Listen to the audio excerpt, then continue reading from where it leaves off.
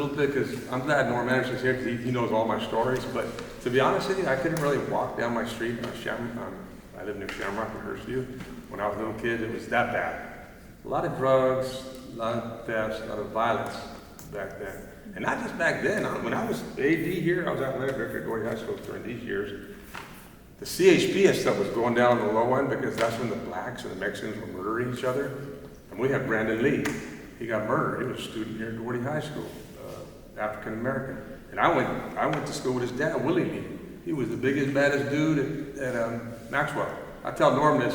I don't know if Norm, what he thinks about it, but I always tell him the truth. I think he's amazed at these stories.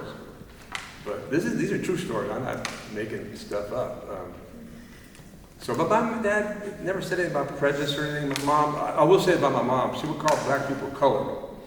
I said, Mom, you don't call them colored anymore. It's African American or black or whatever. She still kept calling them colored. I think that was ingrained in her. That's the way it was back in the segregation days. They called them colored because maybe my mom was colored, because of the color of her skin. But not until I got older did I experience. I thought a little bit of racism, but nothing major. I don't think they did either. Did Rocktown residents organize or support one another in times of difficulty or struggle? That I don't know, but I don't think so. I think most of them were poor. They're not very wealthy. That's why I think that's neat about that Hardy Lee story, that guy having the pig farms and all that stuff, because there was some good athletes out of that came out of there. That girl, Janice Jefferson, that's on the Facebook site, a lot of her family, Jefferson. When I went to DYA, it was the local Little League park. Curtis Jefferson was the only guy that threw a curveball. He was an African-American guy.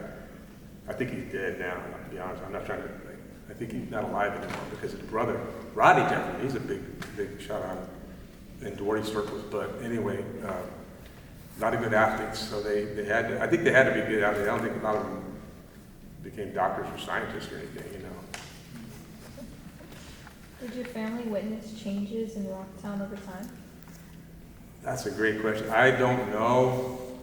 I don't think so because I think it was all poor the whole time they lived there. Of course, I guess the Davis Addition School became a sanitarium or something like that, and so that changed. But other than that, and my recollection driving through Rocktown was all these dilapidated houses, all dark and old and ugly. But, that's just the way it was. In fact, my brother told me that there was a lot of, like in shanty town, the houses weren't very good. They're just people just living, When and why did your family leave Rocktown if they did? That's a good question. I got to do a little bit more research to pinpoint it, but like I said, my dad joined the Army. He got out of the Army, and then he got a job at the phone company local here.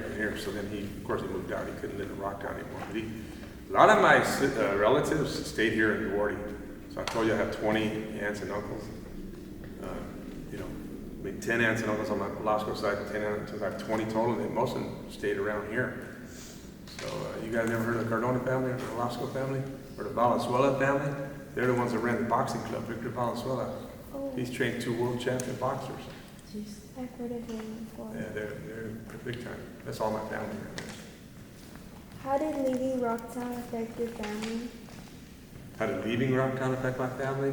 It really didn't. We kept going there until they tore it down. Do you know when Rocktown got torn down? Did anybody know here?